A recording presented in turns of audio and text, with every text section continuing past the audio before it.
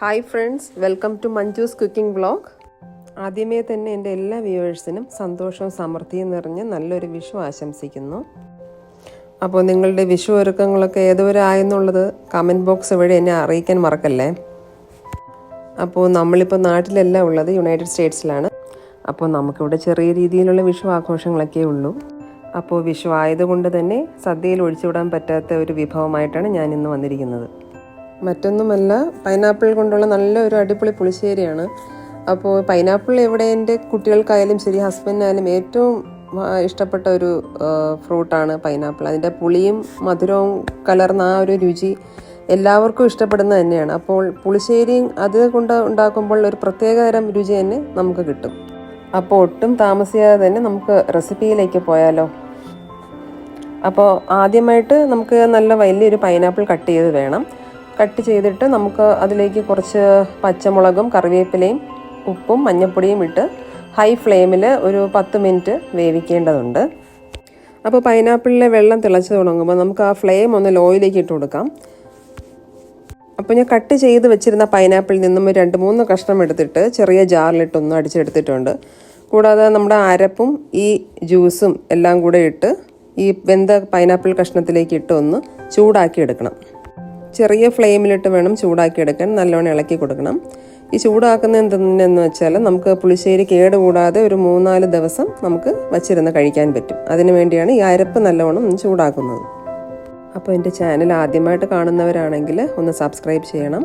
കൂടാതെ തന്നെ bell icon press ചെയ്യുക, നോട്ടിഫിക്കേഷൻ ഓൾ കൊടുക്കുക. എന്നാൽ മാത്രമേ നിങ്ങൾക്ക് ഞാനിടുന്ന വീഡിയോസ് എല്ലാം നോട്ടിഫിക്കേഷനായിട്ട് ലഭിക്കുകയുള്ളൂ. അപ്പോൾ ഇത് ഇപ്പം നല്ലോണം ചൂടായി വന്നിട്ടുണ്ട്. നല്ലോണം ഇളക്കി കൊടുക്കുക.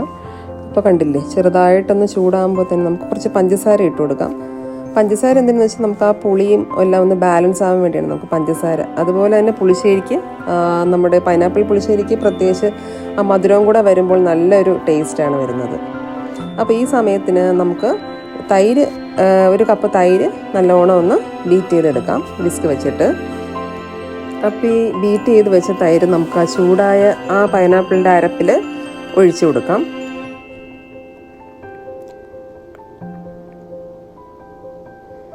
അരപ്പിലേക്ക് ഒഴിച്ച് കൊടുത്തിട്ട് നന്നായിട്ട് ആ വിസ്ക് വെച്ചിട്ട് നല്ലതായിട്ടൊന്ന് ഇളക്കി കൊടുക്കുക. നല്ലോണം മിക്സ് ആകുന്നവരെ ഇതുപോലെ പതുക്കെ ഇളക്കി കൊടുക്കണം.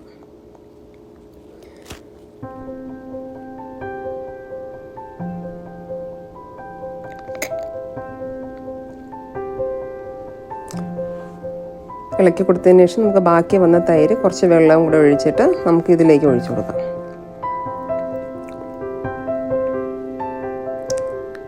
ഇനി ഇത് നമുക്കൊന്ന് ചൂടാക്കി എടുക്കേണ്ടതുണ്ട്. നേരത്തെ പോലെ ചെറിയ ഫ്ലെയിമിൽ വെച്ചിട്ട് നമുക്ക് പതുക്കെ ഇതുപോലെ ഇളക്കി ഒന്ന് ചൂടാക്കി കൊടുക്കണം.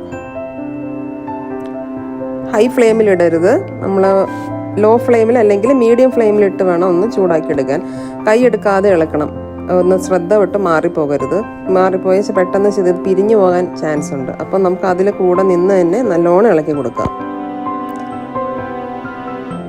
അപ്പം ഈ സമയത്ത് നമുക്ക് ഉപ്പും മധുരവും ഒക്കെ കറക്റ്റാണോ എന്ന് നോക്കാം.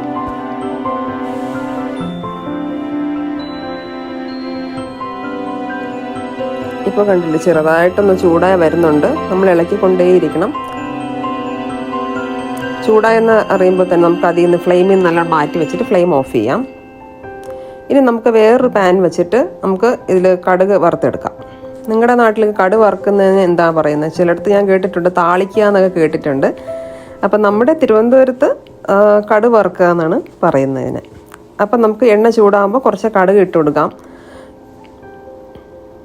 കടുക് പൊട്ടുന്നവരെ വെയിറ്റ് ചെയ്യണം. കാര്യം കടുക് പൊട്ടുമ്പോഴാണ് നമുക്ക് ആ നല്ലൊരു ഫ്ലേവർ വരുന്നത് പുളിശ്ശേരിയിൽ ഒഴിച്ചു കൊടുക്കുമ്പോൾ. അപ്പോൾ ഈ കടുക് നല്ലോണം പൊട്ടി, എല്ലാ കടുകും പൊട്ടണം. അപ്പോൾ നമ്മൾ ചെയ്യേണ്ടതെന്ന് വെച്ചാൽ ഈ എണ്ണ നല്ലവണ്ണം ചൂടായിട്ട് മാത്രമേ കടുക് ഇടാവൂ.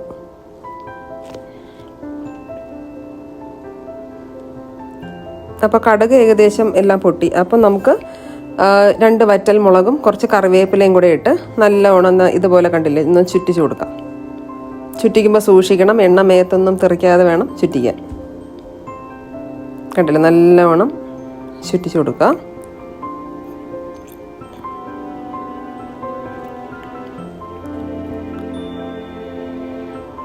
ഇനി നമുക്ക് ഫ്ലെയിം ഒന്ന് ഓഫ് ചെയ്ത് കൊടുക്കാം. ചെറിയ ചൂടിൽ നമുക്ക് കുറച്ച് മുളക് പൊടി, കുറച്ച് ഉലുവാപ്പൊടി, കുറച്ച് മഞ്ഞപ്പൊടിയും കൂടെ ചേർത്ത് നമുക്ക് അതിലേട്ടൊന്ന് മൂപ്പിച്ചിട്ട് ഇതിലേക്ക് ഒഴിച്ചു കൊടുക്കാം. അപ്പോൾ ഒരു പ്രത്യേക മണവും നല്ല രുചിയാണ് അതിന് വരുന്നത്. അപ്പം നമുക്ക് പതുക്കെ ഇതൊന്ന് ഇളക്കി കൊടുക്കാം. ഫ്ലെയിം ഓഫ് ചെയ്തിട്ട് വേണം ഇതെല്ലാം ചെയ്യാൻ. നല്ലവണ്ണം ഇതുപോലെ ഇളക്കി കൊടുക്കാം. അപ്പോൾ പുളിശ്ശേരിയുടെ ഡീറ്റെയിൽ ആയിട്ടുള്ള റെസിപ്പിയും മെഷർമെൻറ്റ്സും എല്ലാം ഞാൻ ഡിസ്ക്രിപ്ഷൻ ബോക്സിൽ കൊടുത്തേക്കാം. അത് ചെക്ക് ചെയ്യണേ.